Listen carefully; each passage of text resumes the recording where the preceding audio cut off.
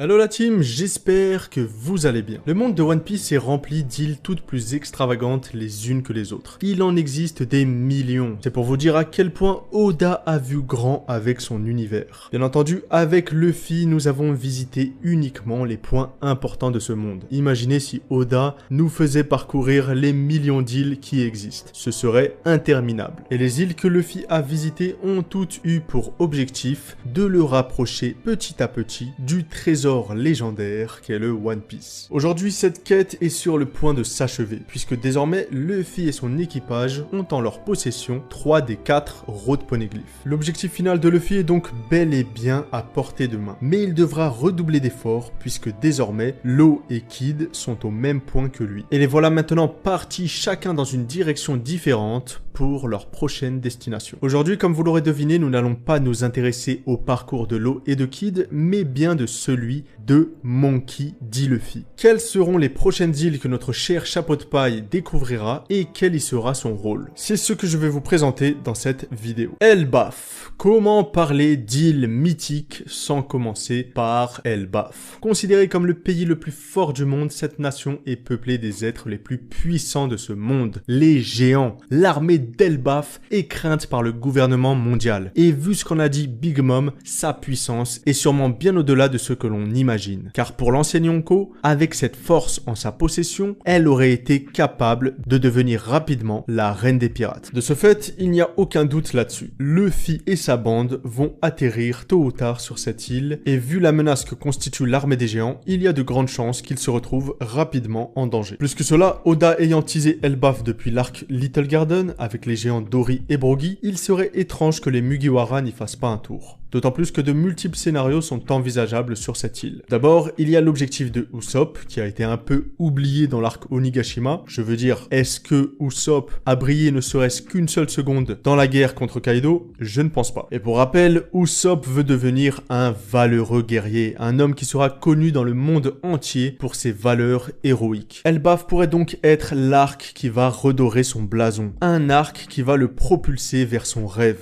Car Usopp aimant énormément le caractère des géants, il pourrait continuer à apprendre d'eux pour combattre une bonne fois pour toutes sa lâcheté. À part ça, il y a également le personnage de Loki, le roi des géants, dont on ne sait encore rien de lui, mais qui pour moi sera un adversaire redoutable face à Luffy. Car comme je le dis souvent, on ne met pas à la tête d'un pays censé être le plus fort du monde un leader faible. Cela n'aurait aucun sens. Et s'il s'avère que Loki est réellement une fraude, alors reste encore un adversaire surpuissant pour Luffy que nous pourrions bien voir apparaître. Et il s'agit là de Shanks le Roux. Et oui, Shanks possède sûrement ce territoire comme le montrent les multiples références au thème viking. Il a un drakkar, il est inspiré de Eric le Rouge. Bref, vous l'aurez compris, le clin d'œil est évident ici. En plus de cela, je vous rappelle quand même que Bartholoméo a commis un affront en brûlant un de ses drapeaux. Et comme je l'avais bien prévu, Shanks va devoir laver cet affront. Et si cet affront doit être lavé, c'est sur la terre de l'honneur. Elbaf. Elbaf sera l'endroit où Luffy et Shanks se rencontreront. Et je vous vois venir. Non, mais Shanks ne ferait jamais de mal à Luffy, blablabla.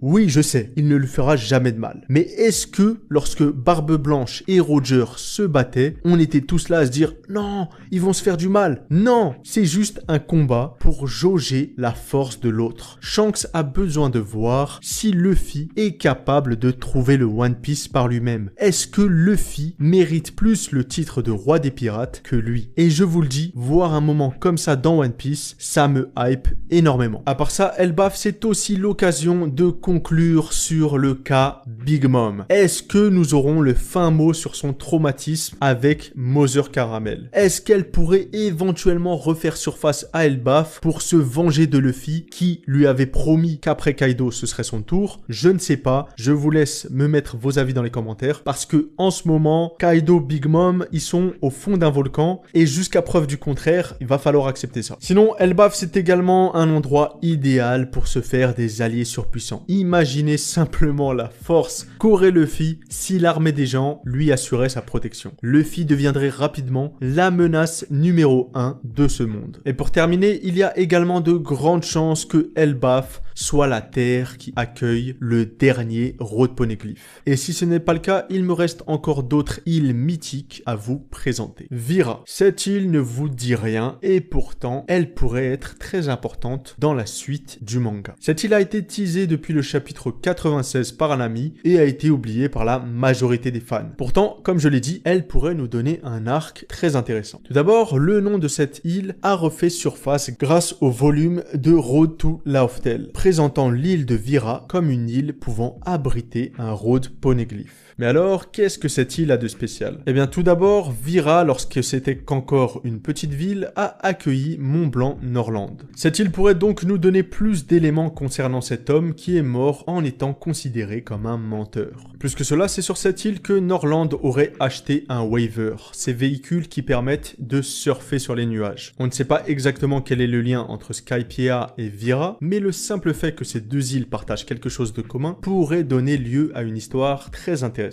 Mais plus important que tout cela, un arc autour de Vira pourrait être un bon endroit pour lier les Mugiwara aux révolutionnaires. Car oui, cette île a subi un coup d'état de la part de cette armée. L'histoire de cette île semble être dramatique, et cela pourrait nous donner un avant-goût de cette fameuse guerre finale que l'on tease depuis un moment. Luffy, voyant l'impact de l'armée des révolutionnaires, pourrait réfléchir au fait de s'allier avec eux par la suite. Car comme l'a dit si bien Dragon, le jour sera venu où Luffy réalisera à quel point ce monde est corrompu. Et cela présage donc une alliance père-fils. Et là encore, ça sera magique. La ruche. La ruche est une île qui nous a déjà été présentée et qui se trouve sur le Nouveau Monde. Elle est désormais la résidence de l'empereur Marshal d'Itich. Et cette île accueillera sûrement les Mugiwara, tant les histoires autour de cet endroit sont nombreuses. Mais plus que cela, ce sera également un excellent arc pour plusieurs raisons. Tout d'abord, Barbe Noire pourrait avoir en sa possession le dernier Road Poneglyph. Et une future rencontre entre Luffy et Teach est déjà actée. Si on part du principe que Barbe Noire est au même stade d'avancement que Luffy dans la quête du One Piece, alors notre chapeau de paille devra arracher des mains de Barbe Noire cet ultime Road Poneglyph. Bien sûr, connaissant le personnage de Teach, cela m'étonnerait qu'il reste statique à cet endroit, mais toutes les hypothèses sont bonnes. À part ça, il y a également la possibilité de répondre à l'attente de tous les fans de One Piece en ce moment, qui est un grand flashback sur Rox Dickebeck et son équipage. Cet endroit était son repère, et si Luffy y pose un pied, nous devrions en savoir plus sur l'homme qui a semé la terreur avant l'ère de Goldie Roger, mais aussi ce flashback permettrait de compléter celui de Kaido, qui était bien trop court et peu satisfaisant. Quoi qu'il en soit, vous l'aurez compris, cette île serait à la manière de Zou, un endroit permettant d'en savoir beaucoup plus sur les légendes de ce monde. Roadstar. Roadstar est la dernière île du Nouveau Monde qui peut être atteinte en suivant le log pose. Donc autant vous le dire tout de suite, il y a 100% de chances que les Mugiwara passent par cet endroit. Eh oui, car tous les différents chemins de Grand Line se rencontrent finalement sur l'île de Roadstar. Et selon Inuarashi, les voyageurs qui atteignent cette île prennent conscience des poneglyphes, de la civilisation qui les a créés, ainsi que de l'île cachée de Lauftel. Cependant, sachant que nous avons déjà conscience de tous ces éléments, je vois bien un arc centré sur les pirates les plus proches d'atteindre le One Piece. Je m'explique. Par exemple, je vois bien Kid, Law et Luffy atteindre cette île en même temps et commencer à s'affronter pour savoir qui d'entre eux est le plus digne de devenir le roi des pirates. Le deuxième scénario qui me vient en tête est l'apparition du fameux Coppergaban qui pourrait les attendre tranquillement sur l'île. Et cela ferait sens car nous avons vu Crocus à l'entrée de Grand Line, Rayleigh à l'entrée du Nouveau Monde, et pourquoi pas voir Coppergaban, l'aile gauche de Goldie Roger, dont nous n'avons encore rien vu, à la fin de Grand Line.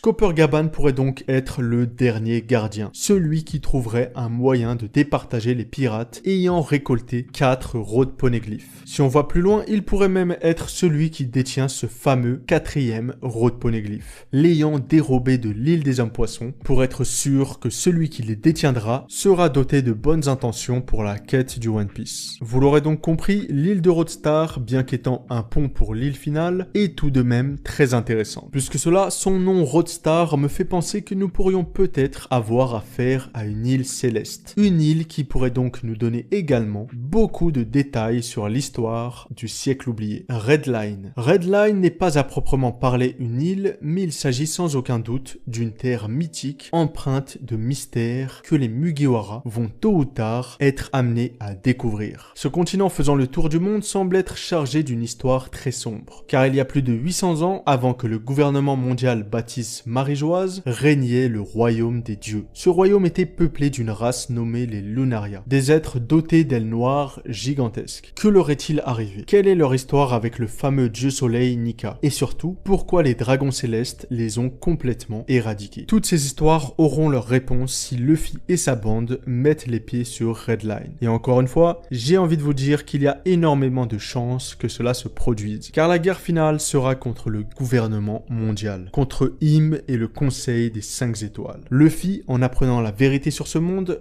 devra la faire éclater au grand jour. Il devra donc détruire Marie-Joise, cet endroit corrompu et esclavagiste. Lauftel, vous l'attendiez tous et la voici. Cette île légendaire, inconnue de tous. Cette île qui a accueilli uniquement Joy Boy lui-même et l'équipage de Goldie Roger. Lauftel est l'île finale, la dernière de Grand Line, celle qui abriterait le fameux One Piece. Le rire est l'élément central de One Piece. Ainsi, Roger, en voyant le One Piece, a choisi de donner à l'île le nom de Lauftel. Et pourtant, ce qui est assez curieux, c'est que pour moi, tout laisse à penser que l'île est en réalité le témoignage physique d'une époque obscure. En découvrant Lauftel, Luffy et son équipage connaîtront tous des secrets de ce monde. Ils détiendront la vérité sur le siècle oublié, sur les armes antiques, sur la prophétie de Joy Boy, et toutes ces découvertes donneront lieu à un grand bouleversement dans le monde entier. Et j'ai envie de vous dire, pas uniquement dans le monde de One Piece, mais aussi dans notre propre monde. Je vois déjà les gens s'exciter sur Twitter, les vidéos à foison sur YouTube, et les discussions endiablées qu'il y aura suite au chapitre de la révélation de ce trésor. Cette île représentera donc l'apogée du manga One Piece. Ce jour-là, mes amis, ce sera incroyable. Mais en attendant, profitons des prochaines destinations où vont atterrir nos chers Mugiwara, car leur chemin nous réserve encore bien des surprises.